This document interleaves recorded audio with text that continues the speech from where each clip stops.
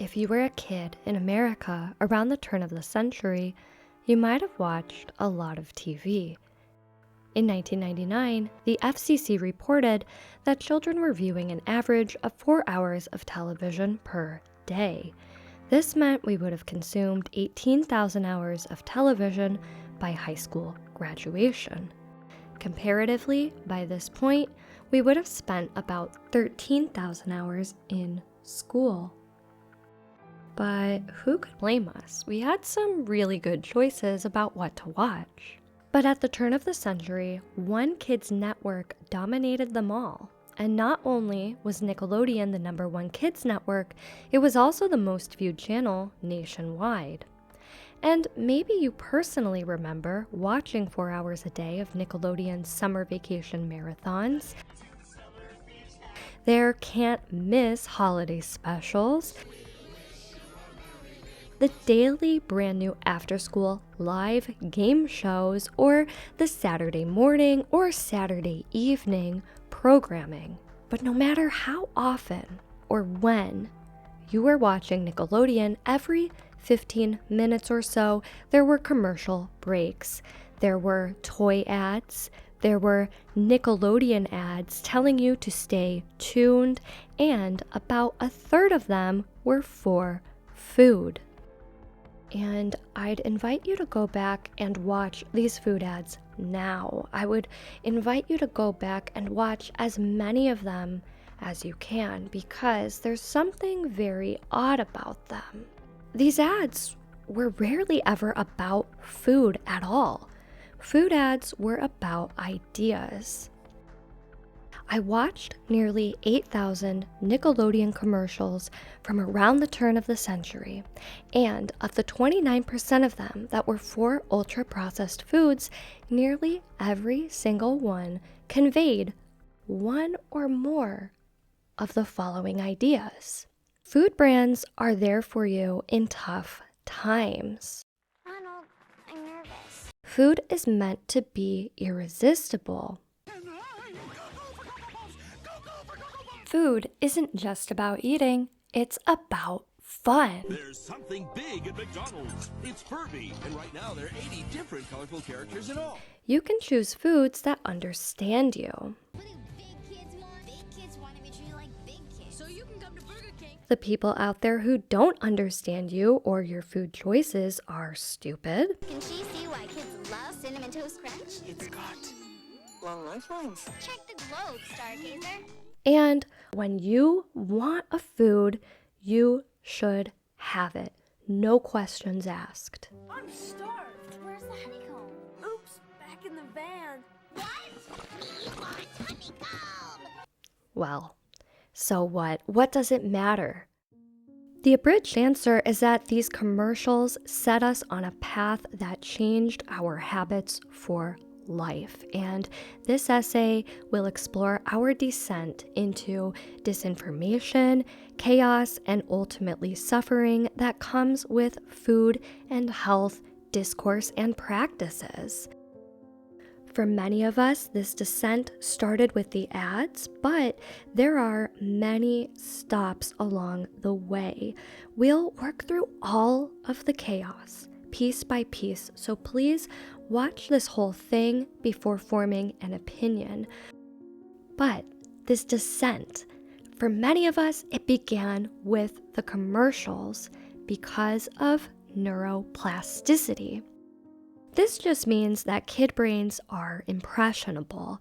Kids aren't born with concrete, consistent ways of thinking and understanding the world around them. It takes time for them to learn about their surroundings, but over time, as young children do learn, they make connections and draw conclusions that are reinforced with repetition. When kids receive the message that food is meant to understand them, that it should always be fun, and that food brands were their friends, brains make neural pathways for this messaging too. And the earlier and more often kids heard this messaging, the deeper and stronger the pathways.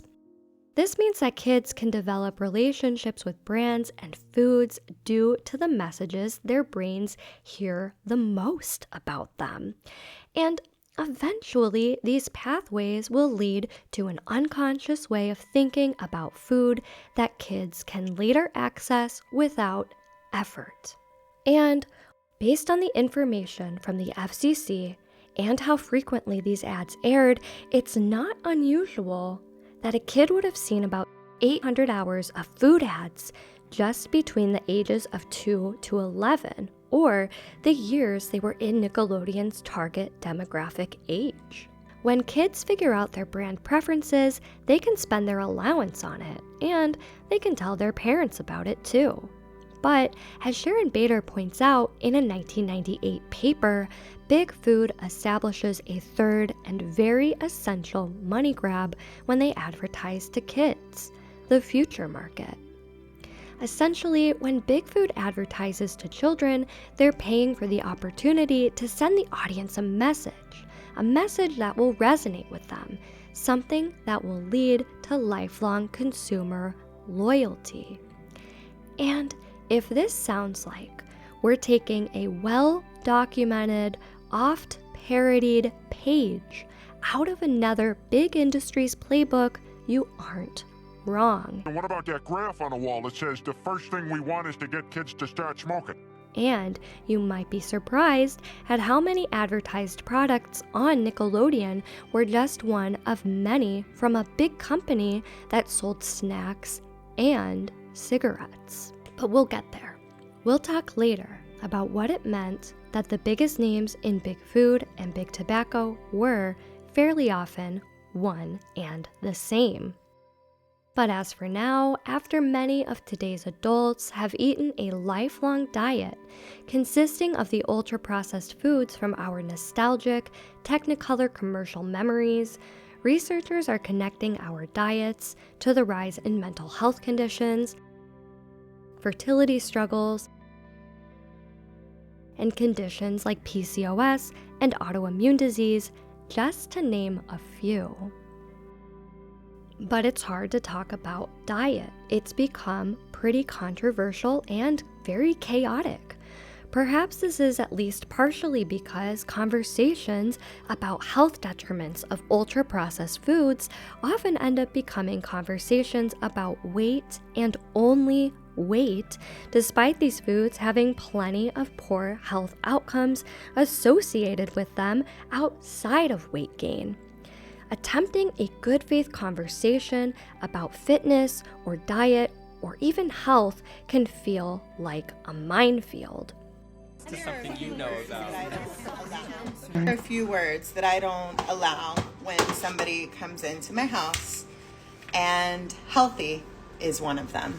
They were so fat that they're that standing sweat fat. Crisco was coming out of their pores. Rich people get Ozempic, poor people get body positivity. Whoa, why are you telling me that you can go out in the sun as long as you haven't been consuming seed oils? Something has shifted. That's chemophobia.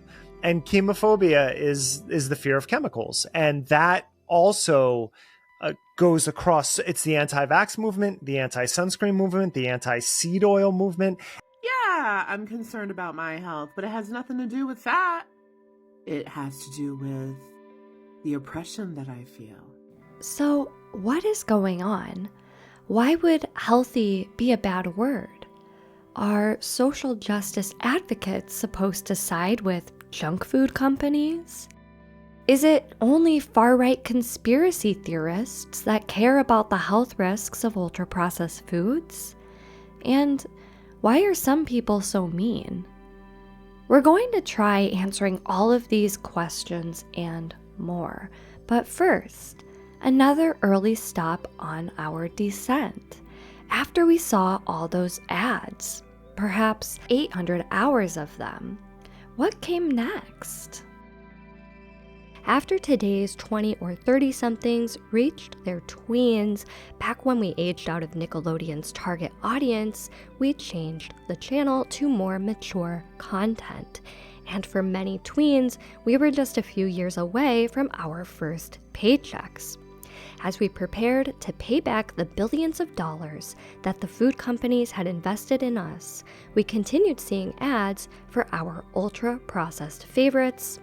But on top of messaging that food was supposed to be irresistible, and that people who didn't approve of our food choices were idiots, and that it was supposed to be fun and happy, and that it was made by people who understood us, there was something else we were supposed to keep in mind for those who reached tweenhood around the turn of the century.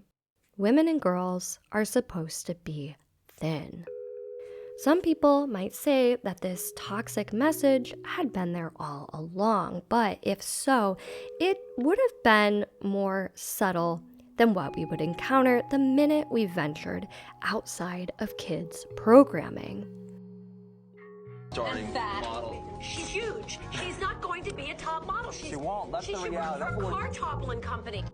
But in the early 2000s, despite the obsession with thinness, Big Food found plenty of ways to keep taking our money. Remember 100 calorie packs? Remember commercials where diet soda was heralded as a miracle?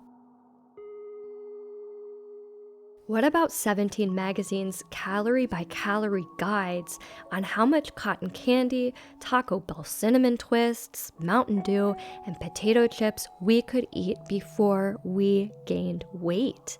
Remember, this information in 17 Magazine was usually framed as how to eat better. So, what was the long-term impact of this messaging that ultra-processed foods are healthy until they make us fat? That eating better has nothing to do with protein or fiber or nutrients, but only to do with how to get or stay skinny. Let's look at one recent study. About 55,000 American adults. Healthy cardiometabolic status was found in less than 7% of them. Physicians largely attribute this alarming number to our diets. But if 93% of Americans aren't in good cardiometabolic health, that means, statistically, this number has to span across all body types and sizes, meaning that many thin people, average weight people, and heavy people aren't living in optimal health. So, now what? Well, if we ever want to have a good faith conversation that actually helps people make food choices that will support the health and the lives that they want to live, I think it's time to get real about the timeline we traveled to arrive at these wide-scale health problems and the tension we feel when talking about this stuff. I think it's time to be honest about how big food and big beauty worked hand in hand to change our choices, to hack our brains for life, and to set us up for failure.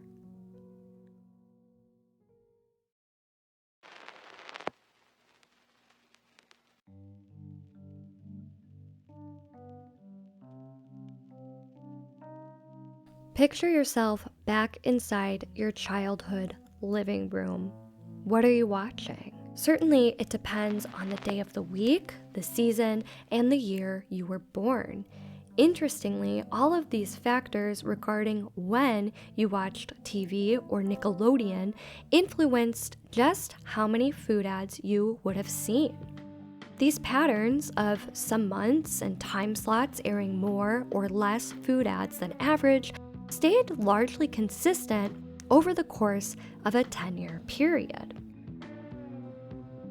June consistently had the highest number of ultra-processed food ads, and November, a month where, unsurprisingly, toy ads really picked up, had the lowest. Daytime weekday time slots saw very few food ads, unless of course it was summer vacation. This is when food ads peaked, but this is followed closely by weekend mornings. The 9 most advertised food products on Nickelodeon made up more than half of the ads, and all of the other products and brands shared a small piece in the remaining 49%. 3 of the top 5 most advertised food products were breakfast cereals. Specifically, General Mills, Post, and Kellogg cereals were first, third, and fourth place for most advertised foods. When it comes to individual cereals, Post Pebbles was the clear winner for most advertised, but General Mills had a higher volume of hard hitters, including Cocoa Puffs, Lucky Charms, Trix, Cinnamon Toast Crunch, Reese's Puffs, and all the many different kinds of Cheerios. Second and fifth most advertised products were McDonald's and Burger King, respectively. But no matter who the brand was or how much money it spent, nearly every commercial fell into messaging that appealed to what was most important to kids. First, let me tell you how food brands did not appeal to kids. If a company has 30 seconds of visual and audio content to convince a child viewer to try their food, it turns out that showcasing what the food actually looks like is not what brands thought would work best. Only about 6% of the food commercials I watched actually used realistic images of their product as the primary means of enticing viewers. 94% of the ads either didn't show their food at all, showed it very briefly, or only showed an artistic rendering of it. Overall, the actual look of the product was nearly always secondary to some type of commercial plot and/or message. And within this 94%, when they did show an artistic rendering, it was often pretty far off from reality. But again, food ads weren't really about food at all. They were about ideas. Kids are told to go to bed early, to do boring chores and homework, and to be on their best behavior. They have to ask to eat a snack. They have to go to school where they need permission to go to the bathroom between bouts of learning boring stuff they didn't ask to learn. Nearly every kid, no matter how good or bad their childhood, certainly experiences times where they wish for more control over their day-to-day choices.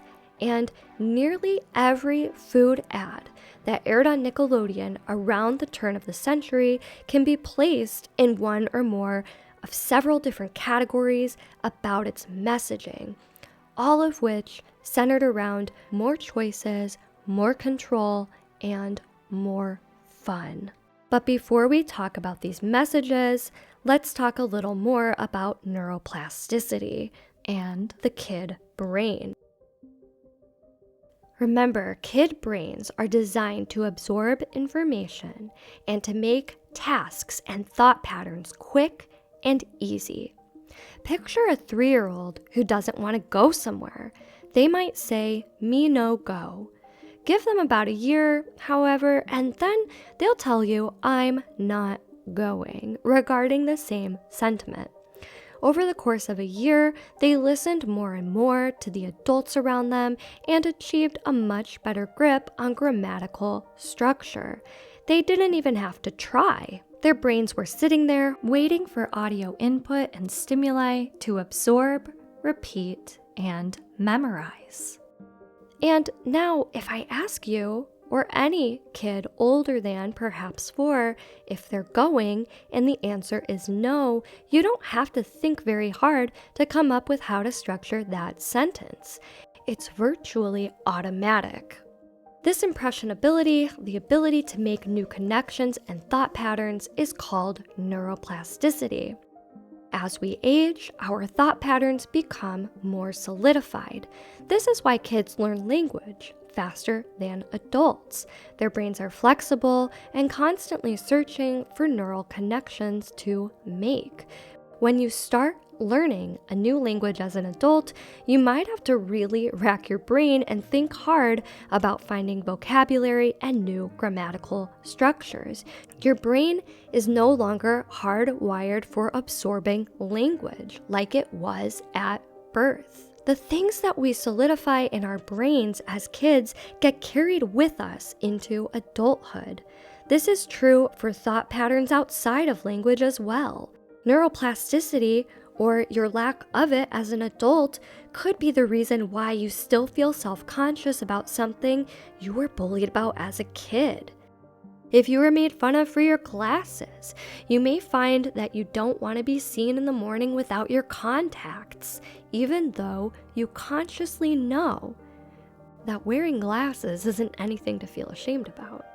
When a child hears a new language or playground taunts or any type of messaging again and again, this is called reinforcement. Reinforcement makes those neural connections stronger and deeper and difficult to break.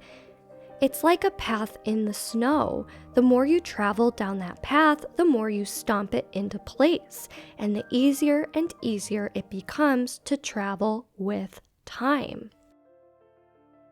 So imagine a child around the turn of the century was watching 4 hours of TV per day, like the FCC reported. And imagine they were solely watching the top children's network and top network overall, Nickelodeon. With commercial breaks, say every 15 minutes, assuming the breaks were 3 minutes long, this meant they would have consumed about 45 minutes of advertising per day. 29% of these, on average, or about 13 minutes total, were for ultra-processed foods. And if a child was watching 13 minutes of food advertising per day over the course of 10 years of childhood, they would have spent nearly 800 hours watching advertisements for ultra-processed foods. For context, 800 hours is 20 weeks or about 5 months of working at a full-time job. Imagine setting aside 5 months of your childhood to sit down and watch food advertisements from 9 to 5. That might be hard to imagine, even though many of us basically did it. If during the years of incredible brain neuroplasticity, a time when your brain is trying to establish deep, well-traveled roads by searching for repetition and patterns, if during this time a kid spends 800 hours receiving reinforcement that food is meant to always be fun and irresistible and cool, what would that mean for their future relationship with food, with their relationship to food as an adult? We're going to answer that, but to do so, let's get specific about these messages. Let's talk about fun. The most common message among food advertisements was that food is not just about eating, it's also about a bonus experience, like a toy. This message came up about 29% of the time. Food products in this category include fast food kids' meals, cereals with prizes, and merchandise with big food branding, like the Chuck E. Cheese pizza oven. Ads for the Chuck E. Cheese restaurant, of course, counted in this bonus experience category too. And sometimes, food brands sponsored TV events that were big and special viewership moments for a young audience, like the Kids' Choice Awards. Next, about 15% of ads assured the child audience that the food itself was the fun or sometimes funny experience. You may already know that a basic principle of Marketing 101 is to show the target consumer that this product will fill a gap in their lives. Tired of the same old breakfast? Make breakfast a blast with new Little Dunkers, part of a complete breakfast. Moride is making French fries more fun with new funky fries. If you think back to your mindset as a kid, perhaps you can imagine that hearing these words would make you think breakfast and French fries were, in fact, lacking fun after all. You did need that improvement in your life. This message that food is meant to be a fun experience is a little bit different than the next one I'd like to talk about. About 5% of food ads conveyed the message that their food was a toy. Think color-changing food and drink, glow-in-the-dark Go-Gurt, candy tongue tattoos, and potato chips with trivia on them. This trend of creating foods that are toys themselves saw a steady increase as the years went on in the sample size. So, if food brands really saw 3 markets, the most important of which was the future market, this meant they needed to create a lasting, positive impression on kids. It was prudent to attach their brand to as many happy childhood memories as they could. How does it impact us now as adults that we saw so much messaging from a young age that food is supposed to be part of a greater overall fun experience? And is it really so terrible if people believe that food does need to be part of some kind of fun experience or bonus? Well, let's be honest. Television advertising didn't invent the idea of food and experience going hand in hand. And you might be asking, isn't combining food and experience a positive thing? Isn't that what cooking as a family and sharing a holiday meal are all about? Now, perhaps those examples just sound more cultural and wholesome than, say, getting a Happy Meal, but still, you might be thinking, isn't it okay if food is sometimes connected to something that's simply fun and light that kids will just remember fondly? Well, sure. I don't want to get too bogged down in black and white thinking here and say that there's no place for pizza birthday parties or Happy Meals, but at a certain point, one should question who wins. For example, when the fun experience connected to a food is fantasizing about winning Nabisco's special contest prize, or a child asking for Pizza Hut after playing with the Pizza Hut themed Barbie at daycare, who is best served here? The kids or the companies? If a Happy Meal prize doesn't really work as a standalone item and you need 12 of them to build a whole set of something, who wins? As kids grow into adults, they bring along their favorite memories around ultra-processed foods, and these memories coincide with an ingrained expectation that mealtime should include some extra element of fun. What does this lead to? One thing we get is the rush to buy products that promise to recreate those nostalgic feelings from childhood. Consider the McDonald's adult Happy Meal, the KFC 11 Herbs and Spices Fire Log, or the Panera Baguette Purse, all of which sold out immediately. We also see a desire to connect food with entertainment in other ways. Statistics show that many people can't eat without a screen. Of course, this may have something to do with content and screen addiction overall, but is it unreasonable to think that old marketing messaging imprinted in our neural pathways so long ago is still lighting up, telling us that we need entertainment alongside our meal? But food ads didn't always focus on fun. For many, the message was about something else entirely: freedom. More specifically, many ads were about the freedom to get exactly what you want.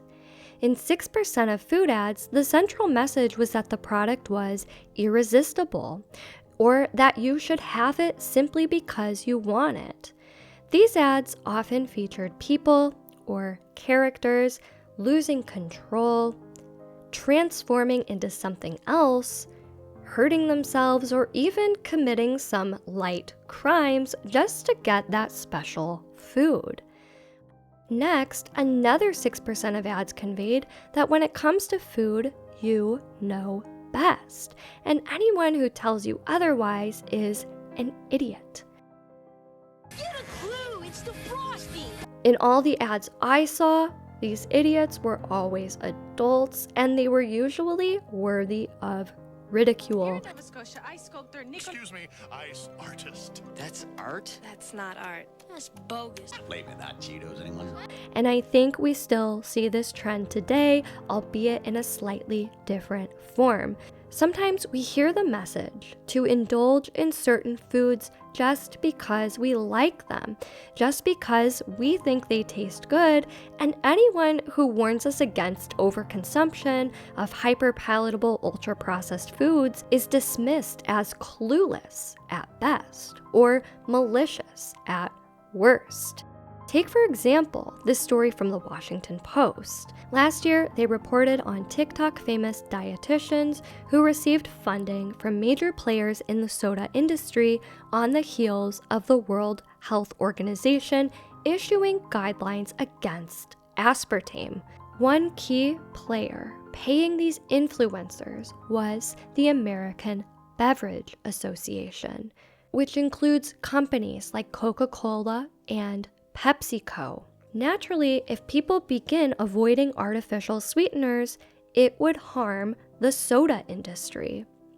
Many of these TikTok influencers with devoted fan bases directed their followers to a website called safetyofaspartame.com. But this site, claiming to have safety information, was created by American Beverage. While the ethical implications of this situation are up for debate, let's set that aside. What I really want to talk about here is tone. For example, listen to the dietitian's tone in this now removed video. First red flag, their recommendation is based on evidence of low certainty, and it's considered conditional. But they love a good clickbait. This just feels so familiar. See that? Right. But they love a good clickbait. And it's a tone that has worked in food advertising. Grasso paints the World Health Organization as misguided and foolish. Who advises not to use non-sugar sweeteners for weight control in newly released guidelines? That was a bold move, Who. Echoing the way that past advertisements mocked adults in those ultra-processed food ads from our youth. Bubble tape is not part of a well-balanced diet. And eating those Apple Jacks, I see. Hey, what's wrong with you kids? They don't taste like apple. Now, I do want to keep focus on drawing parallels between these tones, but I do need to point out that the WHO is a United Nations agency with no direct financial interest in what consumers buy. This is in contrast to the people paying these TikTok influencers. Why would the WHO love clickbait? They don't rely on ad revenue or clicks. They represent the United Nations and not just America. There are also complex reasons why organizations like the WHO make recommendations based on evidence of low certainty. In scientific studies, ethical limitations can restrict the scope of research, especially when it comes to testing a product's safety for humans.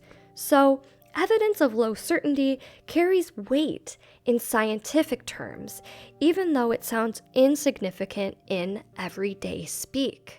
Steph Grasso's video was essentially a commercial paid for by American Beverage, and it doesn't take much critical thinking to push back against these claims here.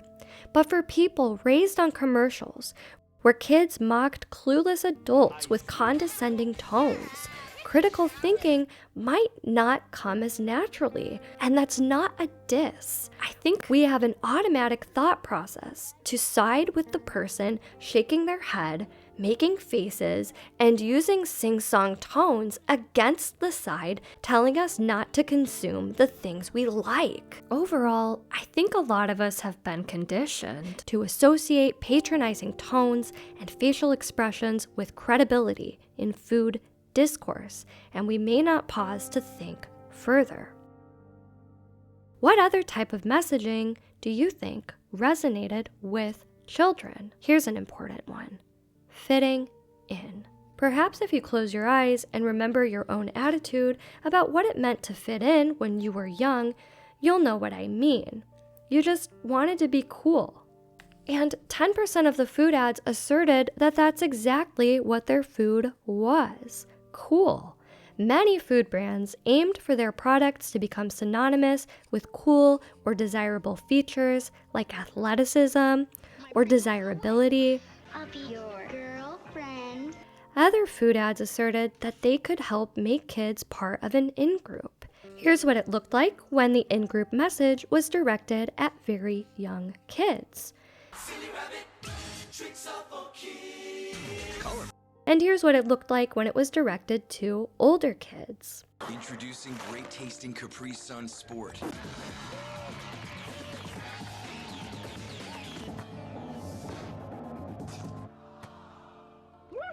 But please, it's for the athletes. In short, these ads said our product is just for you because you are part of a cool group, not them.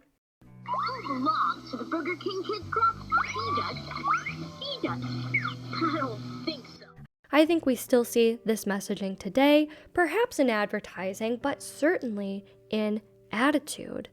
Many people are familiar with the now criticized "not like other girls" trope, in which women and girls put down other women and girls because they themselves do something that they've deemed perhaps rebellious or unique. One of the most popular things that the "not like other girls" girl does is eat. Typically, she eats hyperpalatable foods and a lot of them. If the world ended tomorrow, what would you do today? I'd hurriedly make my way to an all-you-can-eat buffet. If the world was ending tomorrow, I'd eat some food. And the Poetry Award goes to... And even though I think a lot of us now try to be more cognizant of the "not like other girls" trope, many of us still do it on accident. And I'm not going to lie, sometimes I do this too. Sometimes I feel the need to show that I'm part of a cool yet imaginary eater in-group. What can I get here that has no sugar, no carbs, and is fat-free? Water. An in-group that honors delicious, ultra-processed foods, and that I'm not just some stick in the mud. And since becoming a mother to a daughter myself, sometimes I feel an urgency to let people know I would never be an almond mom. For those unacquainted, in the past few years, the concept of the almond mom has been spotlighted. This just refers to a mother of a daughter who says things like, "You don't need to eat lunch every day, you can just grab a handful of almonds." Now, I don't want to get sidetracked here because this video is going to be about millennial and Gen Z body image topics, especially as we move forward. But keep in mind that those almond moms were once children with impressionable brains themselves. They learned some wrong stuff too, and they too have neural pathways that are well-traveled roads that would take tremendous effort to dismantle. Nevertheless, the stuff they learned was wrong, and the number of moms who truly believe that regularly replacing meals with a few almonds and that this will give growing girls everything they need from a nutritional standpoint is appalling. And I don't want to be like that. But I trust that I won't be like that. I don't think I will be an almond mom, so why do I feel and succumb to some perceived pressure to speak out against the almond mom concept? And I don't think I'm the only one feeling this pressure. Take a look at this clip from Chelsea Fagan of The Financial Diet, someone whose content I really enjoy. Then people who mean well in the way that they relate to food and health and wellness can unintentionally become almond moms, or if, like myself, they're not planning to have children, almond ladies. Almond aunties, I'm being told, is a good moniker. I want to be the croissant auntie. I want to be the, let's get an extra order of pancakes for the table auntie. I'm the root beer float auntie. I don't think so. I think that she, like many of us, is falling into something of a disclaimer territory when talking about food.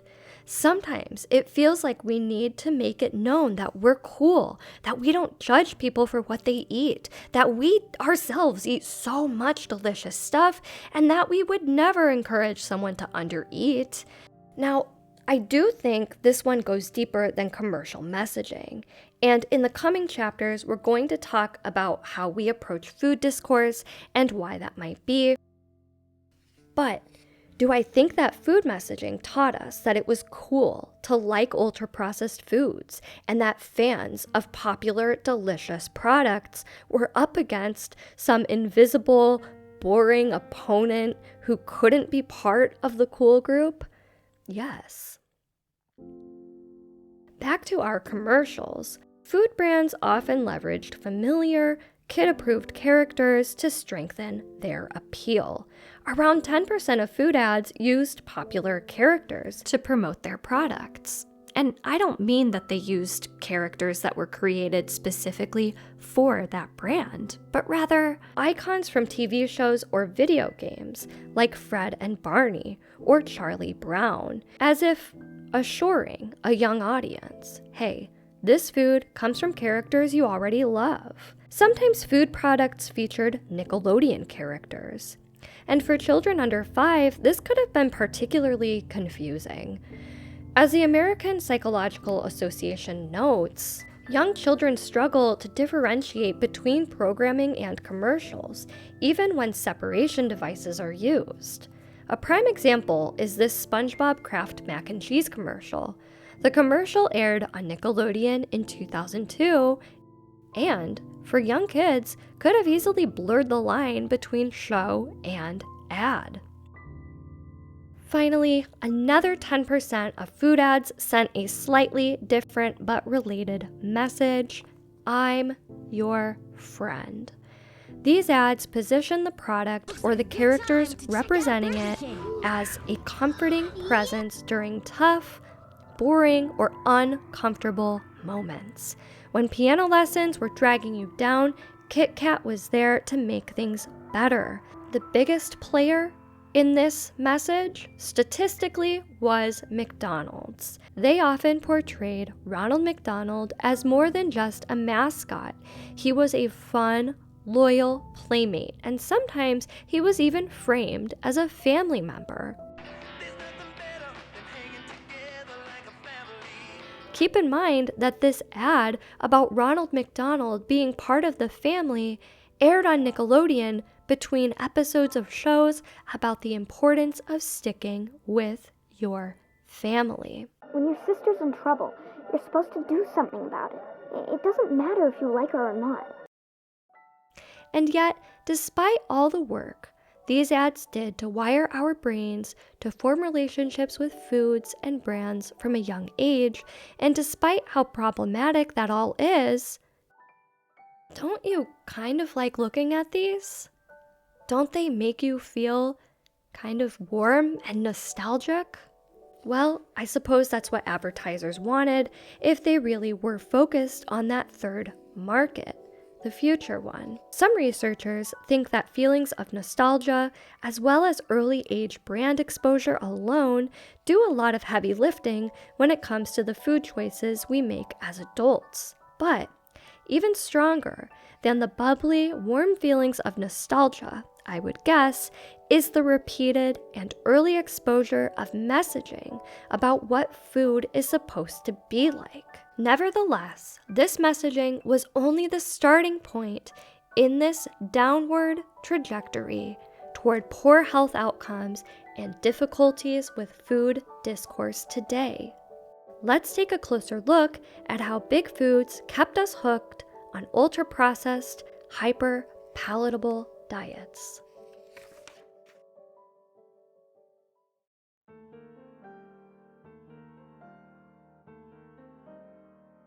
Big Food's impacts on dietary habits are going to look different from person to person. But this chapter is going to discuss 3 key ways that Big Food still has a tight hold on many of today's 20 and 30-somethings. The first one, comfort. Turning to comfort foods in tough times is common, perhaps the strongest and most collective recent example we have of this is from 2020, back when we experienced something lonely and yet shared. the isolation and uncertainty of a global pandemic that kept many of us stuck inside. Before the pandemic, there had been a growing shift toward buying fresh, organic foods. There was also an increasing rate of eating out or buying foods prepared outside the home. Both of these trends reversed with the start of lockdowns and restrictions. It's not surprising that increased restaurant spending would take a 180. Restaurant dining rooms weren't open, and for a while, many places weren't even open for takeout.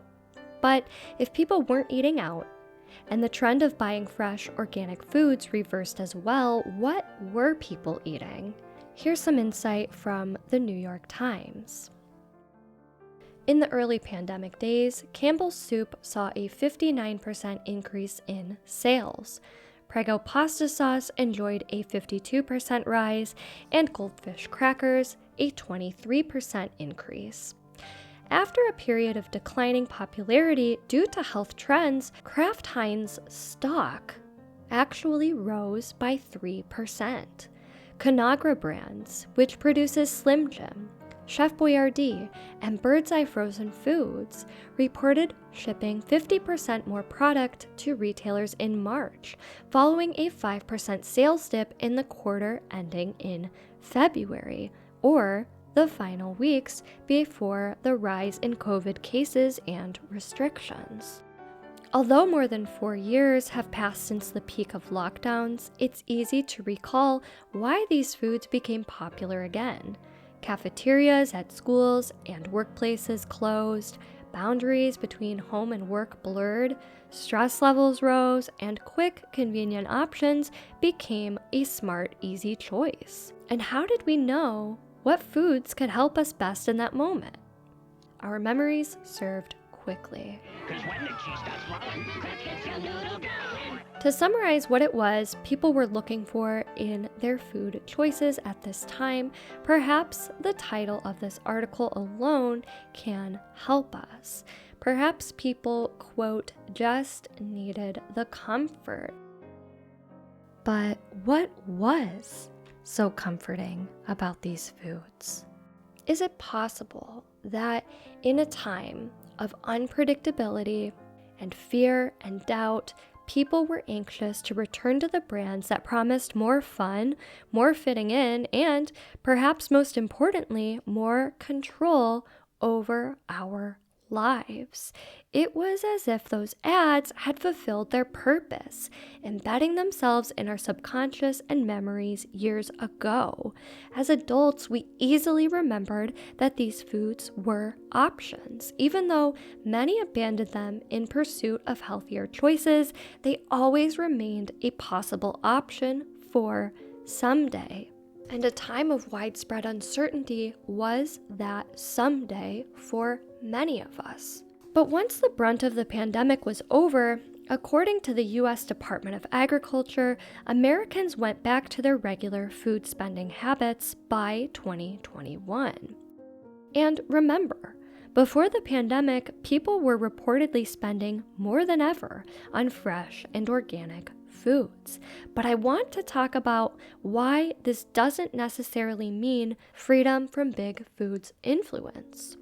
I pulled some information from Value Penguin, a subsidiary of Lending Tree, which describes itself as a, quote, free source for information and tools to help you make consumer spending decisions. In December 2021, they broke down the average American household food budget. Interestingly, the third highest spending category is canned and prepared foods. This category right here could shed light on the continued popularity of organic food purchases. You see, ultra-processed foods and organic foods can overlap. Take Annie's, for example. This is a brand offering organic foods under the USDA's definition. Organic simply means that its ingredients are grown in soil that is free of certain chemicals like fertilizers and pesticides. Organic doesn't mean that the food is packed with nutrients. A popular Annie's product is their Cocoa Bunnies cereal. Annie's is owned by General Mills, which also sells Cocoa Puffs. Now, for all intents and purposes, I think these two products taste more or less the same. But if you opt for the bunnies, you can contribute to this category of spending organic and fresh foods. While snack food spending on brands like Kraft Heinz may again be down post-pandemic, evidence shows organic snack food spending is on the rise, and Annie's is just one key player in this growing market. But I didn't see any Annie's brand commercials in the 10 years of commercials that I watched. So would or could these commercials and their messages have anything to do with us buying Annie's? I think yes. I would argue that the message of chocolate cereals being irresistible and a normal part of a healthy, balanced breakfast matter in our modern decision to buy Cocoa Bunnies. Also, if we ate Cocoa Puffs as a kid, perhaps we developed the taste for chocolate cereals in the morning. This takes us to our second point in this chapter. The second way that big food still has a grip on us today, our palates. Some major food companies today have some shocking and robust connections to a different industry, tobacco. For example, Kraft was owned by tobacco giant Philip Morris from 1988 to 2007. This is the same company behind Marlboro, Virginia Slims, and other cigarette brands. Similarly, from 1985 to 1999, Nabisco was part of RJR Nabisco, a conglomerate with RJ Reynolds, the makers of Camel and Pall Mall cigarettes. A recent study in scholarly journal Addiction highlights how tobacco companies have shaped the food industry, showing that tobacco scientists taught food subsidiaries to make products more irresistible. One particularly notable sentence from this article is, quote, "Tobacco-owned food subsidiaries learned product formulation strategies from company tobacco scientists, which included adding a variety of appealing colors to their sugar-sweetened beverages and adding sugar and caffeine to maximize consumption." Neuroscience News calls hyperpalatable foods Big Tobacco's legacy. Experts suggest that 68% of the food in our food supply is hyperpalatable. So, what is hyperpalatable foods? Neuroscience explains that these are foods engineered to cause maximum consumption. In short, these foods trigger the brain's reward system and aim to leave people wanting more, a desire that doesn't stem from actual hunger. One resource that really helps us understand how much food recipes and ingredients matter in keeping us hooked and appealing to our palates is Mark Schatzker's 2015 book, The Dorito Effect. Schatzker explains that synthetic flavorings are sometimes so advanced that they can trick our senses into thinking we found something better than the whole foods from which humans thrived for centuries. For example, fruit-flavored candy is filled with chemical ingredients that imitate fruit flavors, but they're way more flavorful. And the problem is that synthetic flavors can impair our natural sense of taste, which has guided us to nutrient-rich foods throughout history. Schatzker references a 1920s experiment in which 15 recently weaned babies chose their meals from a buffet of 34 different natural foods. The babies often made odd pairings like liver and orange juice. But it's not too odd when we really think about it. Without any preconceived concepts of cultural cuisine, nor any previous exposure to synthetic flavors, they were really selecting foods that were dense in different types of nutrients. For example, vitamin C from the juice and a powerful combination of iron, protein, and B vitamins in the liver. But when we eat foods with synthetic flavorings, like fruit-flavored candies, we lose the ability to detect nutrient-dense foods.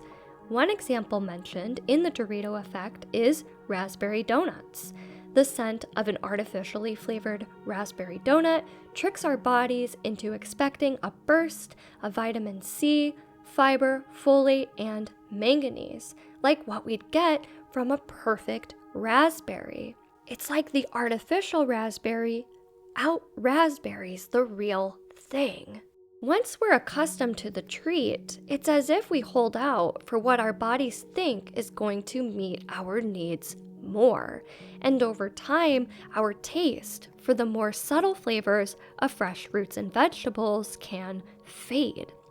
This phenomenon is also why we generally prefer the taste of Doritos instead of corn chips that we could make at home from scratch from just a few whole food ingredients. It's also why fast food chicken, rather than chicken we make at home, usually sounds better. So again, snack food spending might technically be down. However, this idea that our palates have adapted to prefer foods scientifically designed to trigger pleasure and convince our bodies we're consuming something highly nutritious supports something else: the increased spending on restaurant and takeout meals. This leads us to the third way that big food has a strong grip on today's adults who grew up watching their commercials: convenience. But wait, before we go any further, let's clarify, because the topic of convenience when talking about food often gets very tense. It's often treated as a real gotcha kind of argument. So you're saying that you choose convenience over health? I think that the conversation around convenience and food quickly becomes a conversation about moral choices, but I don't think this is helpful, and I don't think it's accurate either.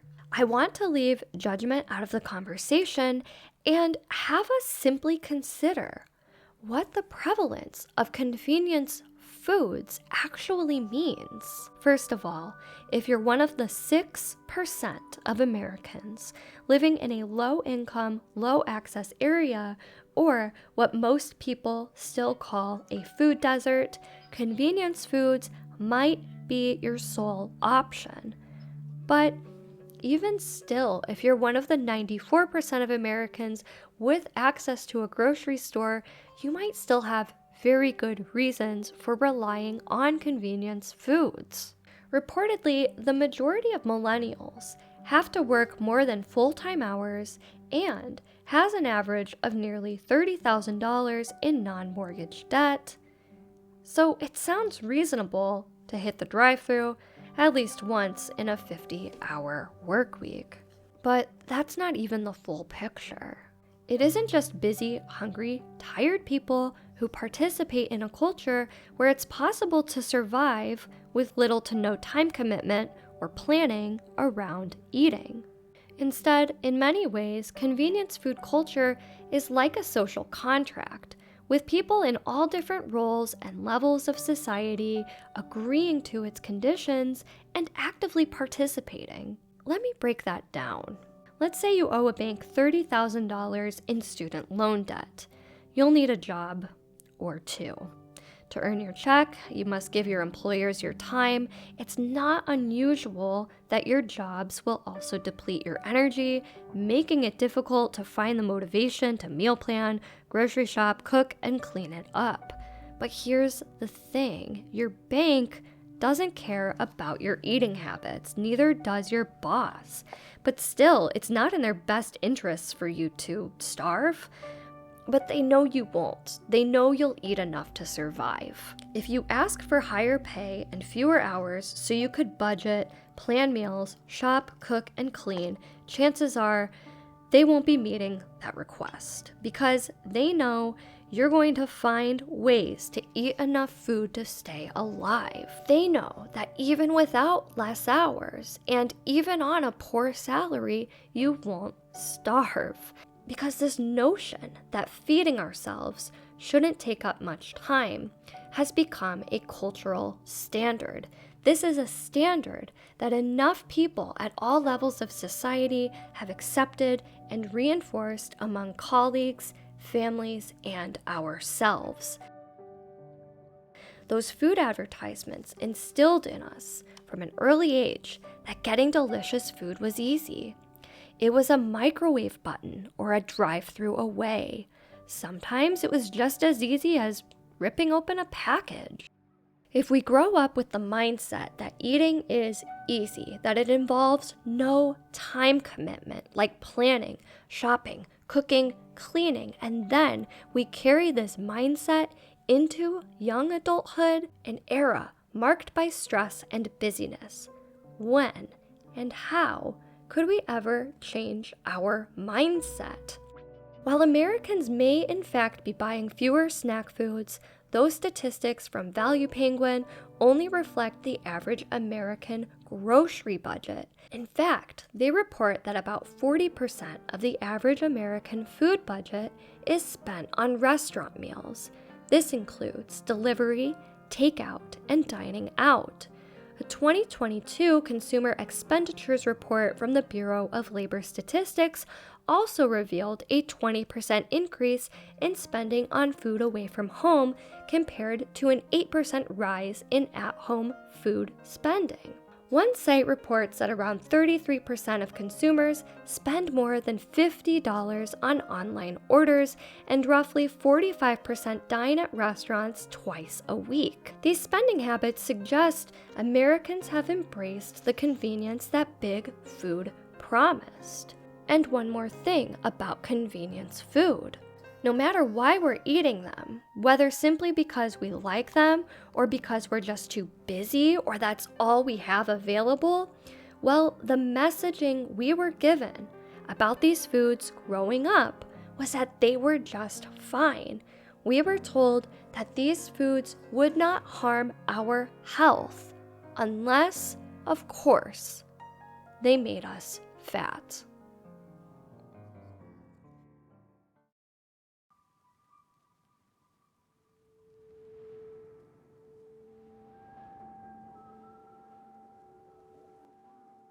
Chapter 4. So, what happened next? Big Food taught our young, impressionable brains that food is meant to be fun, that the brands are there for us in tough times. We're friends. You should have it if only because you want it. But then what? What happened when we got a little older, when we aged out of Nickelodeon? Well, when tweens began tuning into more mature content with our ideas that food meant fun and freedom locked firmly into our brains, we started to get bombarded with a new message. We must be thin. This message was made clear by celebrities, bestsellers, reality TV, fictional TV, and magazines. In my opinion, one of the most brazen sources of all was the show America's Next Top Model. This was a modeling competition show, and the winning prize included a magazine cover and/or feature. And this was often in Elle Girl or 17, magazines with very young readerships. If these young readers wanted to watch the show that spotlighted these beautiful women in their magazines, well, here are just 3 of the things they would have seen and heard regarding body image. Number 1, weighing the models on national television by a competition judge wearing a "Please Don't Feed the Models" t-shirt. This judge also demeaned a model for being too heavy, even though she was at the low end of a healthy weight. Number 2, the show's host, supermodel Tyra Banks, saying that the models needed to take care of themselves and eat well, only for one contestant, 19-year-old Cassie, to admit to having problematic eating habits.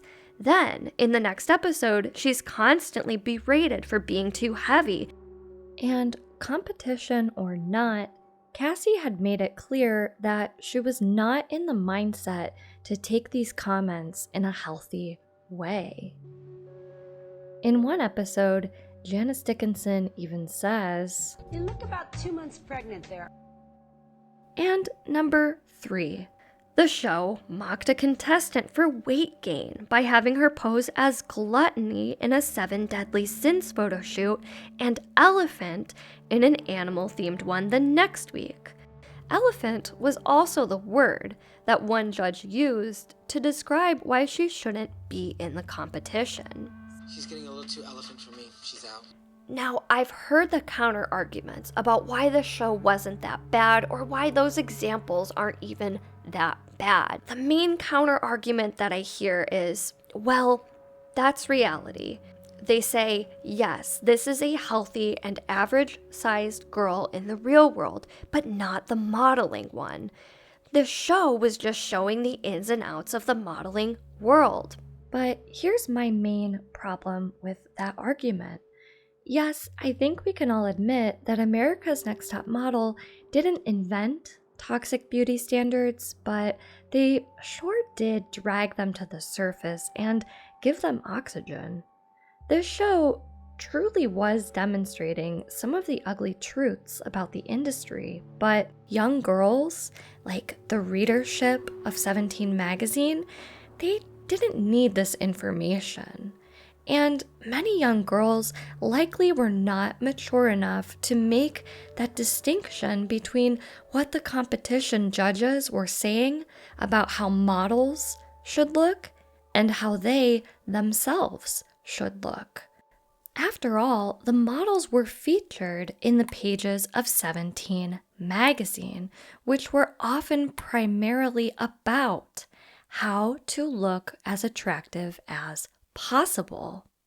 Does this mean the show shouldn't have existed, or that parents needed to do a better job of monitoring their tweens' media intake? I don't know, and I don't think it necessarily matters. What matters is that young girls saw it. Robin, first of all, is too old to be starting model.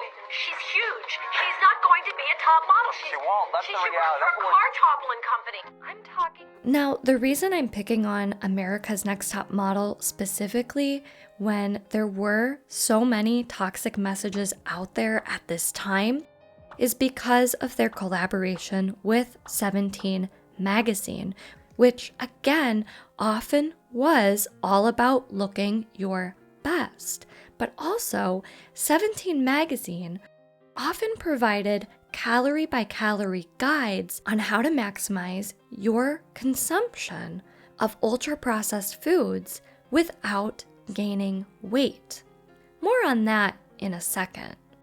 Let's get back to the young person who aged out of Nickelodeon around the turn of the century and was now hearing things like, nothing tastes as good as skinny feels. For a moment there, they might have had their worldview challenged.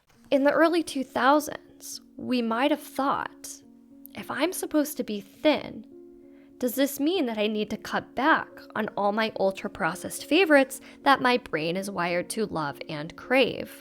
But the answer was no. Big Food had solutions. Big Food was proving that they were still meant to be a fun part of our lives, just like they always promised, and that they were also part of thin, attractive women's lives too. You see, all people had to do was keep the brand but change products. You could still indulge, just indulge in the low-calorie stuff, like this. So you can get your chocolatey fix without undoing your whole day. And this. And that. Big Food's message to tween and teen girls was clear. We understood what was important to you as kids, fun, and we understand what is most important to you now, looking good. maybe even looking good for all those cute boys around. And with our most important priorities in mind, they promised that their products would still be just as convenient and irresistible as ever. And with all these calorie counts marked clearly on the packages, it was easy for young girls to start learning about the math of weight loss, of calorie limits. With a quick online search, she could figure out that she needed something called a calorie deficit, eating less calories than you burn. And with all these ultra-processed foods telling her exactly how much they would add to her day, they were now even more appealing. They were going to make weight loss easy, no guessing. Even 17 magazine, for its young readership, joined in on the math and Big Food's bidding. They spelled it out clearly. Eat the packaged snacks, the fast food, the ice cream, the Dr. Pepper, because all you had to do to, quote, take good care of your body was eat these things, just as long as they were in small enough quantities to not get fat. The implication was that a beef taco, cinnamon twists, and a small Mountain Dew was a healthy choice because this was actually pretty low calorie. Calorie count was king, and any messaging about micronutrients and what those meant for healthy organs and skin and stable moods and sufficient energy were absent. Taste and beauty standards were all that mattered. Basically, 17 gave us mathematical guides on how to stay skinny running on sugar, poorly sourced meat, and vegetable oils. They advised us to eat meals like this, which, while low calorie in the sense that they wouldn't cause weight gain, were extremely high calorie for the low amount of satiation they provided. High calorie does not necessarily mean high satiation, and this just isn't the right kind of food to keep a person full for very long. Seeing 17's diet advice like this reminds me of a big news story from 2010. Mark Haub, a researcher and professor, claimed to lose 27 pounds on the convenience store diet. Haub ate no more than 1,800 calories per day, all of which was made up of ultra-processed foods like snack cakes and chips. And Haub would wash it all down with diet soda. And he said this: I kind of took the stance that, let's say we reduce obesity, reduce body weight, move somebody, me, from overweight to a healthy weight, but we do that with foods that aren't recommended. Is that healthy? And I think this quote perfectly encapsulates our biggest blind spot when it comes to talking about health. In this quote, Haub is treating weight loss, any kind of weight loss, as healthy. When readers take in this quote, they're hearing that weight loss is the only possible definitive marker of health in this experiment. Many of us have been fooled into thinking this Taco Bell meal, lower in calorie than a homemade dinner made of whole foods and full of nutrients, is healthier. Too many of us treat weight loss as the ultimate signal of health, even though there are so many other things to look at.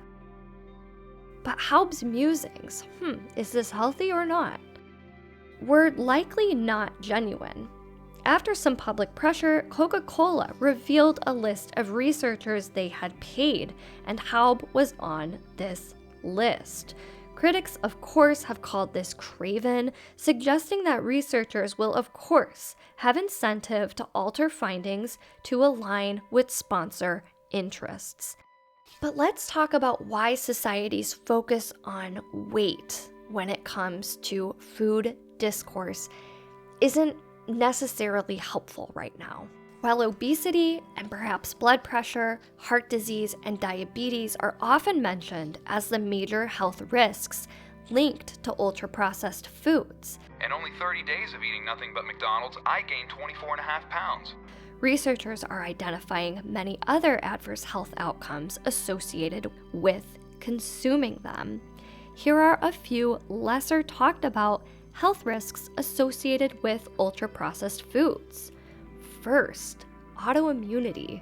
Autoimmune disease diagnoses, including lupus, Hashimoto's, and Crohn's disease, are on the rise, with women making up 80% of cases. While genetics seem to play a major role in one's certainty of developing an autoimmune disease, experts suggest that not everyone with genetic predisposition to a disease will automatically develop it.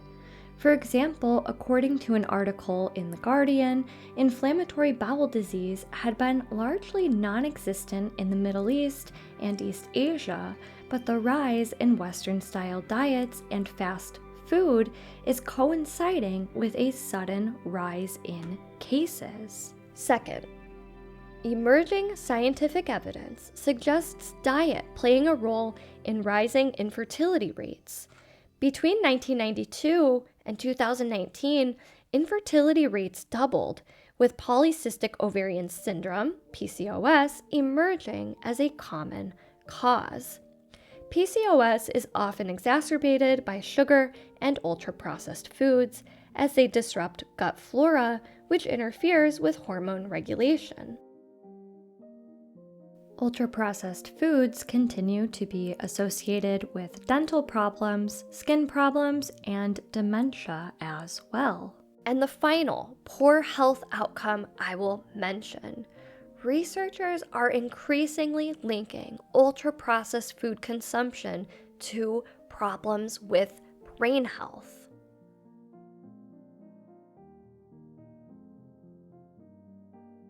And yet, when we seek medical treatment for these issues, diet, often recognized as a root cause, is rarely addressed. Some physicians suggest this is because doctors anticipate resistance from patients who are reluctant to make dietary changes. Or, as one physician puts it, patients might be asking themselves, do we get to live longer or does it just feel longer?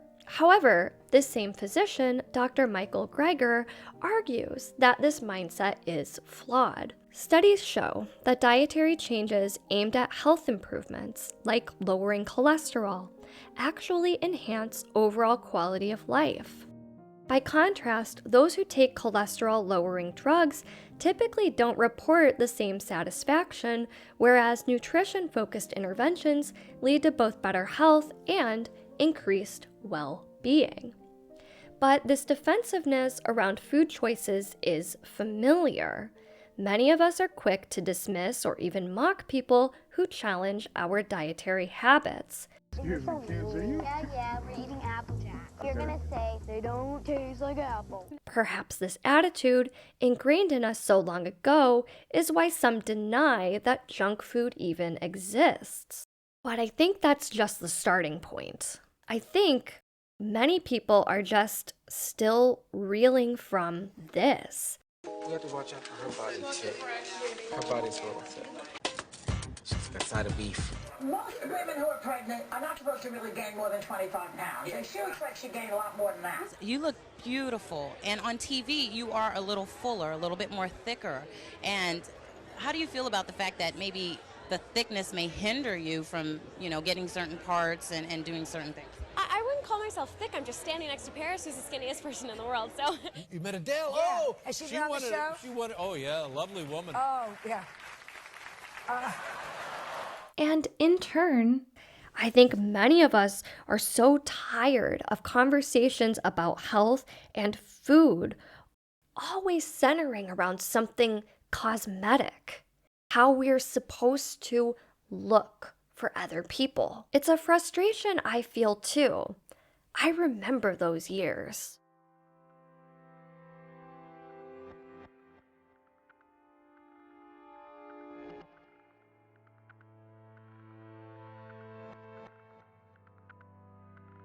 And as a quick aside, I remember Kaylin from America's Next Top Model Season 4. I remember I thought she was the most beautiful woman I'd ever seen. From the moment I saw her, I grabbed some fabric scissors and lopped off some bangs, which went on to get fried in a straightener quite a bit.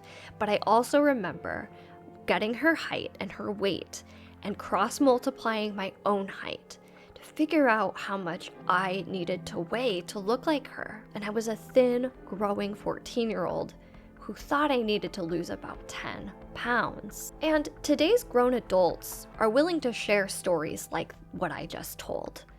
And I think that's a good thing. We want to warn younger generations about how harmful beauty standards can be, and we want to push back when we see toxic trends resurfacing. But here's one thing we don't collectively seem ready to do. While we're ready to call out the beauty industry, we are much more reluctant to call out big food.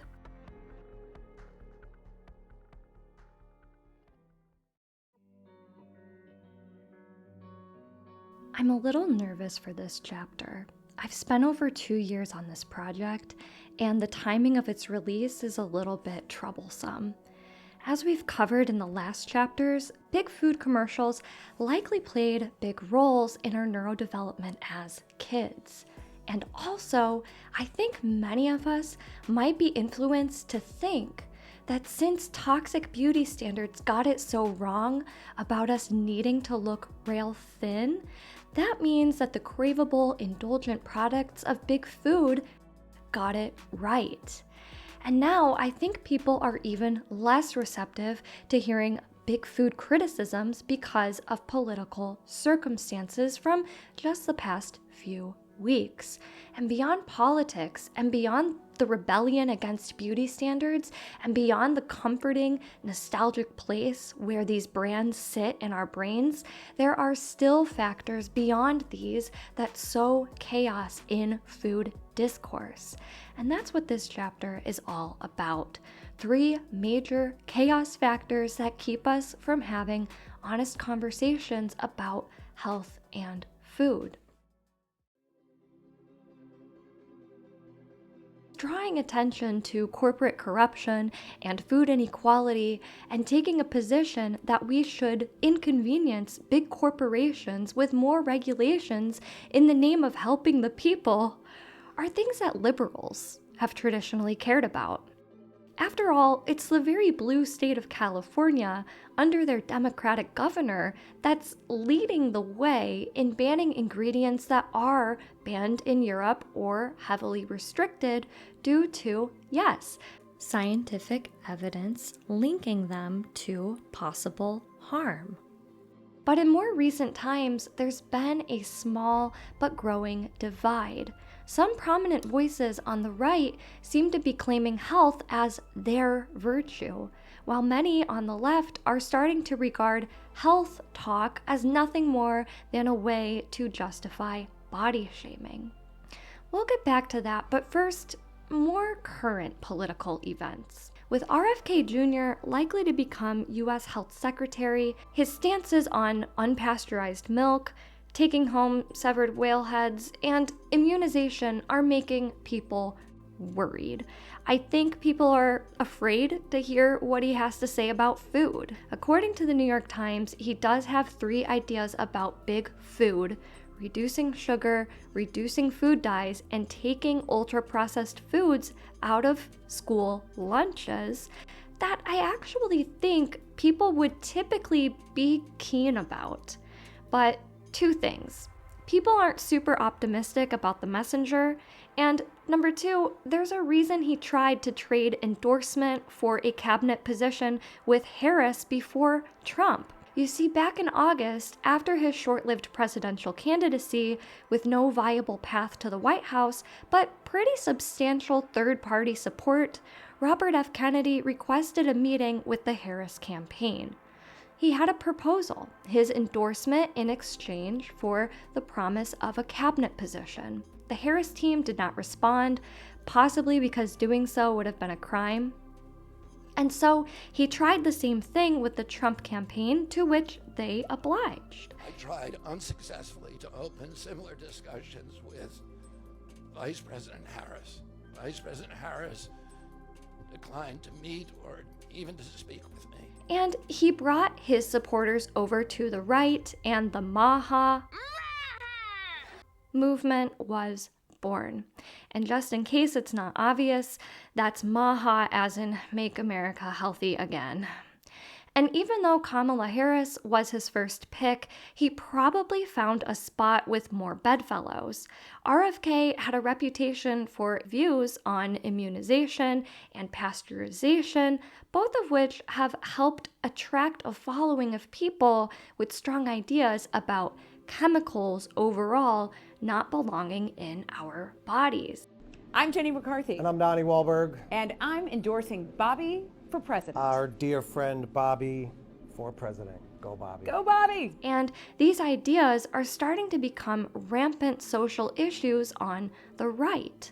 I highly recommend these videos to hear more about that. But back to food. In that New York Times piece I mentioned, they claim to be fact-checking 5 of his most repeated claims about food. They actually flat out agreed with his sugar claims and, in my opinion, agreed with him more than I think they realized about ultra-processed foods overall. After some hedging, they said that perhaps ultra-processed yogurt and cereals were fine. The problem is that in the same article, they flat out agree with him about sugar, and sugar is the second ingredient in many, many of these. This article also mentions he wants to see bans and restrictions on food dyes. It's not mentioned in this article, but when you Google RFK food dyes, one of the things he talks about is Fruit Loops. And while he doesn't seem to get a lot of the details right, his main qualm seems to be that other places in the world have just a fraction of the ingredients that we use here in the US. He could be thinking of Europe, where they use somewhere between 7 and 10 ingredients, depending on how you count this list. According to Newsweek, American Fruit Loops have 27. None of the ingredients in Europe, other than salt, are preservatives, nor are any of them artificial dyes. American Fruit Loops have multiple preservatives, as well as red 40, blue 1, yellow 6, and yellow 5. In the European Union, red 40, yellow 5, and yellow 6 are permitted, but foods that use them must include warning labels saying that these products may have adverse effects on activity and attention in children. Some food coloring substances are outright banned in the EU, like titanium dioxide used for white coloring. Red dye 3 is banned in foods except for candied cherries. I would guess this is because the serving size of these is so small, and all of these ingredients that California is banning due to science suggesting links to adverse health impacts are also banned or at least highly regulated, like red 3 in the EU. They're basing these decisions on science that says we can't rule out harm. So if the science is there, why doesn't the US just copy-paste what Europe is doing? Take Fruit Loops, for example. In this product, Europe avoids the ingredients linked to what they call attention and activity issues in children, and when these ingredients can't be avoided in their other products, EU regulations ensure that citizens are informed with those labels. Why don't we do either of these? The answer is simple, and also the root of the reason why I don't think RFK is going to have any success in taking on big food. Money. It would be expensive for these companies. Continuing on with these many ingredients is going to be cheaper than changing up production and trying to resource these ingredients, which likely have higher costs to begin with. European Fruit Loops also don't contain preservatives and therefore have shorter shelf lives. Again, this means more cost for the companies. Risk of overstocking a product with a short shelf life means smaller and more frequent production runs. So money matters. And since when do conservative governments add expenses and inconveniences to private companies? Isn't a major part of their appeal to the public at large that the sky's the limit for you to start a business and achieve the American dream of building wealth from it? Isn't it their promise for small government, no overreach? But you might be asking why the FDA doesn't just step in and say, look, we don't care if it's convenient. You're not putting ingredients in the food that are linked to adverse health outcomes, including cancer. It's complicated, but one reason is lobbying. According to a Politico investigation, big food lobbyists pressure the government, which in turn undermine FDA efforts. In this Politico piece, it was mentioned that this lobbying pressure was present in the first Trump administration because, again, it is far from a right-leaning position to tell private companies what to do. In short, just because RFK is pointing out that some ingredients are linked to poor health outcomes, this doesn't mean that scientific studies or the decisions that other countries have made to protect their citizens are null and void. But let's move on. No more RFK, no more FDA, but still I'd like to discuss another institution, the Academy of Nutrition and Dietetics. Let's talk about chaos point number 2. Corruption. In 2022, The Guardian painted a troubling picture of how the Academy, an organization that helps shape food policy and influence consumer choices, accepts millions of dollars from big food companies. According to their investigation, the Academy accepted at least $15 million from major food corporations like Nestle, Pepsi, and Hershey between 2011 and 2017. The Academy also has a special foundation which accepted an additional $4.5 million.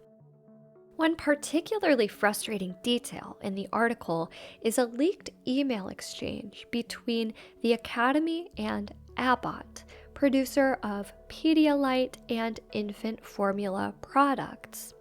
The leaked email was a discussion between the two about how Academy dietitians can influence pediatricians to promote Abbott's products to new parents.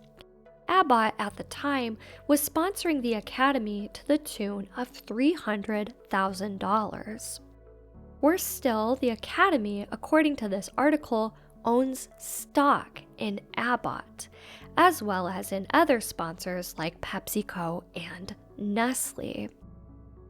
In other words, the Academy of Nutrition and Dietetics accepted money to promote these companies' products, whether via policy advocacy or in pediatricians' offices or wherever, which would have helped their market success. And with better market success comes higher stock value, benefiting shareholders, which includes themselves. I like the way that Gary Ruskin, director of the watchdog organization U.S. Right to Know, words this. He says that it belongs in the, quote, conflict of interest hall of fame. But there's a troubling emerging narrative that I've been seeing in recent years that disapproving of ultra-processed foods means hating or belittling the poor. But I'd like to start out by asking, when big food constructs profitable myths targeted at new mothers, who is more vulnerable to these traps? Wealthy mothers who might have the luxury of more money so they can stay home with their infants or at least research good formula options? Or do we think that these traps would affect lower income mothers more, who might have to return to work immediately, who might not have the luxury of time or money to research or choose the best product possible? When institutions manipulate the stock market, in turn funneling wealth to the powerful, who do we think suffers more, the rich or the poor? Here's chaos point number 3. Food inequality is very real and devastating, but Big Food is convincing us that its critics, the critics of their products, are the real problem. Here is the most substantial reason why I think this narrative that hating ultra-processed foods means hating the poor prevails. Food inequality is real, and even a cursory glance into it shows us a really grotesque picture of injustice in our country today. But people who care about injustice and inequality are having their values played against them by Big Food. Let's get into food inequality first, and then I'll explain how Big Food is manipulating us into saying that this type of injustice is actually just, and fixing it would be unjust. Now, there are a lot of places to look for more information about food inequality, but one of the quickest and most comprehensive ones I could find is a video from The Guardian's 2019 Divided Cities series, in which they explore the widening gap between low and high income diets in Memphis, Tennessee. The video opens with a local mother describing her difficulty in accessing affordable groceries, explaining that often she's limited to nearby convenience stores stocked primarily with processed snacks, sodas, and canned meats. We get to see inside one of these convenience stores, and we see no produce except for a box of onions and potatoes on the floor. Community leader Roshan Austin explains the health consequences of this limited access while pointing out rows of ultra-processed foods that drive cravings but lack nutrients. In contrast, the video explains that wealthier Memphis neighborhoods feature ample grocery options, including major chains like Whole Foods, Sprouts, and Kroger within a single mile. We learn that this food access disparity contributes to a 13-year difference in life expectancy between the wealthiest and poorest areas of Memphis. But the lack of food access in South Memphis and North Memphis is hardly unique. Nationwide, 54 million Americans are food insecure, and 23.5 million live in food deserts.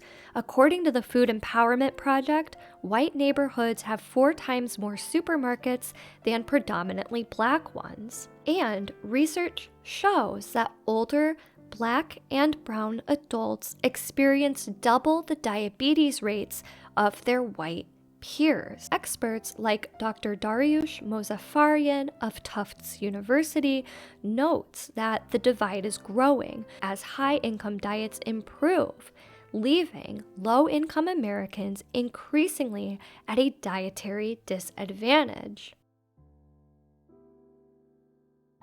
So, food inequality is a big problem, but what would it take to solve it? Solving food inequality would mean eliminating food deserts, ending food insecurity, and providing equal access to grocery stores for all Americans. This would likely require opening a lot of new grocery stores nationwide, something that retailers may not be keen to do because of financial risk with opening a store. Now, even if we could eradicate food deserts, true food equality would still require addressing other systemic factors. For example, we would need improved work-life balance for everyone, sufficient time for planning, shopping, cooking, and cleaning is essential for maintaining a healthy diet. We would also need improved nutrition literacy. Navigating the vast and often conflicting information on healthy eating requires a level of education that not everyone has, especially if someone's lifelong nutrition education was whatever you eat is healthy as long as it keeps you from getting fat. But it seems like there's this new idea that we can create a shortcut between the two by saying, actually, everything is fine. The problem isn't big food, it's people criticizing big food. People who criticize big food's products that have been proven to cause health problems, products that are disproportionately present in poor people's diets due to inequality. Those critics are the problem. In 2022, Bon Appetit published an article titled, "There's No Such Thing as Junk Food." This article explains that, quote, cheap, convenient snacks labeled junk foods are often the only food available for immediate purchase in food deserts, which are largely populated by Black and brown communities. The implication here seems to be that labeling the available foods in vulnerable communities as junk is an injustice. What isn't mentioned in this article is that meanwhile, high-income Americans are eating more nutritiously than ever, primarily because they have the freedom and means to do so. Remember, areas in wealthy Memphis report life expectancy that's 13 years longer than the areas with food deserts. While the author of this Bon Appetit article doesn't suggest an alternative to the term junk food for items sold in food deserts, this approach feels like a superficial shortcut to addressing food inequality. If we say rich people don't eat junk food, poor people don't eat junk food, where's the problem? It's almost like an encouragement to just pretend like we've achieved food equality. But unfortunately, simply framing food as equal doesn't make it so, and it sidesteps the immense need for funding, policy change, education, and cooperative effort that food equality would require. But let's get into the most brazen thing about this article. At first, it seems like we're actually on a pretty good track, as it starts to explore the issue of cultural food policing, noting the racism in automatically criticizing foods that are culturally significant in marginalized communities. The author specifically highlights Black Southern food traditions, comparing two very similar vegetables, kale and collard greens.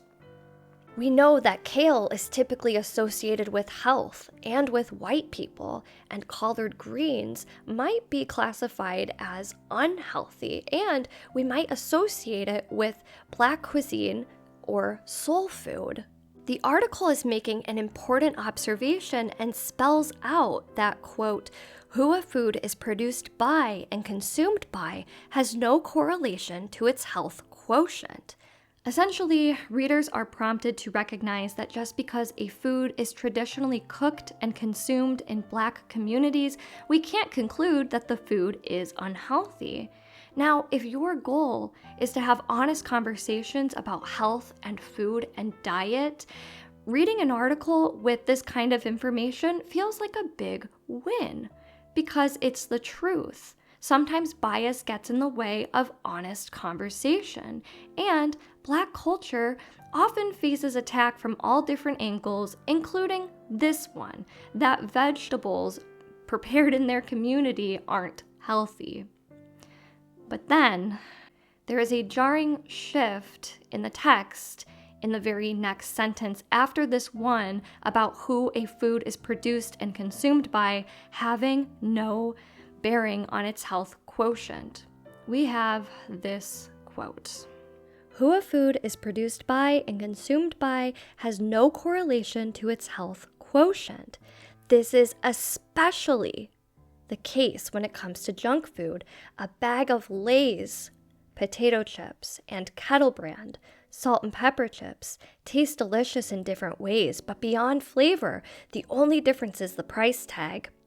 Same with Honey Bunches of Oats and Farmer's Market granola, or a Snickers and a Cliff Bar. So, the build-up toward defending, quote, Black people in the South for their culture and cuisine quickly disintegrates into defending Lay's Post cereals, and Snickers. So it sounds like what this article is saying is that if we question Lay's, which has been owned by PepsiCo since 1965, the same PepsiCo that has provenly contributed funding to the Academy of Dietetics and Nutrition, has had a long history of environmental impacts. The same PepsiCo that once had to pay millions of dollars after discriminatory hiring processes that, quote, improperly excluded more than 300 Black applicants. If we question Lay's or say their food isn't healthy, according to the logic in this article, we're just being racist. No. And promoting this type of logic, which might dissuade someone who is caring of racial equality from ever advocating for food equality, it's absolutely chaotic. And I think that logic like this has pigeonholed a lot of left-leaning or progressive or humanitarian-minded individuals to think that this is the compassionate position to take. Rich people don't eat junk food, poor people don't eat junk food, problem solved. All things considered, I guess I just don't get it. Why can't we just agree not to shame people or judge people for their food choices, or in many cases, only options, while also admitting that we need to do better for society's most disenfranchised groups? That wealthy people shouldn't be saying this stuff isn't unhealthy, because they're not eating it in high quantities. That's what the data says. This article was just one of several articles from a series named Junk Food Redefined. From the earliest sentences of the introduction to this series, they hint that junk food isn't actually bad for us. And just like the Academy of Nutrition and Dietetics and the many researchers that Coca-Cola admitted to funding, we should question if this series too had some big food sponsors, especially since these articles mention specific brands by name. I can't find any information saying it was or wasn't sponsored, but if this was not sponsored by Big Food, perhaps we've got a strong example on our hands of how Big Food commercials have impacted generations. They told our vulnerable brains that we were friends. It seems like we believed this. It seems like we still believe this. With enough effort, we can argue that nearly any position is a problematic one, including the position that calling ultra-processed foods junk is bad. But ultimately, we have stronger arguments against Big Food. This information is readily available, but perhaps it's easy to ignore when their melodies and characters and colors are threaded into our most cherished childhood memories.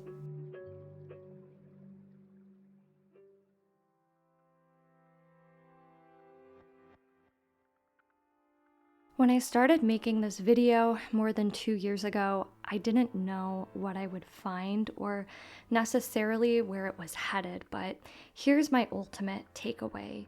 We have a perfect storm of conditions to let Big Food off the hook and to not question how they've worked to negatively impact the trajectory of our nutrition for life. Here's what I'd like to say on a personal level. After years of struggling with exhaustion and skin issues and persistent migraines and visual disturbances and treatment-resistant mental health problems, I was finally diagnosed with an autoimmune disorder. I learned that I needed treatment for that, but also that I could probably speed things along in the road to helping myself if I cut back on the foods I had spent a lifetime eating. These were foods that had brought me so much fun, so much joy, but despite feeling better when I stick to whole foods, despite speaking to a nutritionist and knowing what I should aim for, I still struggle not to binge my favorite ultra-processed foods. And that was actually the starting point for this video. I was missing foods that I loved because when I ate them, they gave me dopamine rushes. So missing that, I went back and watched some of the commercials, and oddly enough, I could feel dopamine washing over me just from watching the ads. And here's something hypocritical about me. I want to criticize big food. I want to call out the damage it's done, how its ads were the first step toward my own personal struggles with eating healthy foods and body image, and how I'd bet that this is the case for many people out there. But also, do you notice how essentially I decorated this video with the commercials? I love them. They make me happy. Today, with certain innovations in weight loss, some worry that body positivity was all a farce or that we're headed back to the rail thin beauty standards of the past. But I think we have a lot of voices pushing back. I think if we want our voices to have the most impact and we want to advocate for a world where girls don't grow up feeling pressure to look a certain way, then we should be prepared to teach them what to focus on instead. We should have honest conversations about food access, and nutrition. But how can we do this? How can we teach people that balanced meals with a proper mix of nutrients, like the breakfasts and lunches offered in some of the world's most equitable countries, support effective education systems without reminding women of the relentless scrutiny we face about our appearances? How can we get people to listen to information about how some autoimmune diseases were virtually absent in some parts of the world until fast food entered the picture if they can't be sure that the conversation isn't headed toward the unproductive and judgmental message of you're a good person if you eat whole foods and a bad person if you do not?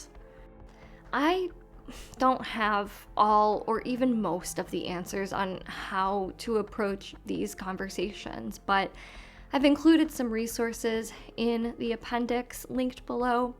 I recognize that many people depend on these companies and can't afford to see them as worthless. This is the harsh truth of the food system. Without a radical transformation, the burden of relying on big food will continue to weigh heaviest on the most disadvantaged. It may be hard to accept, but trying to create food equality by claiming the issue isn't with ultra-processed foods, but with those criticizing them, that's not a shortcut at all. It's simply a way of accepting food inequality. And whether you're simply stuck on the way you've been thinking about big food from youth, or you're afraid to cook for yourself because you're worried you'll mess up the calorie restriction that was of pronounced importance in your youth, or you just don't have access to healthier food or time or energy to make it or even think about it, no matter what it is holding you back, at least know that everyone deserves food that not only fills them, but also fuels their health.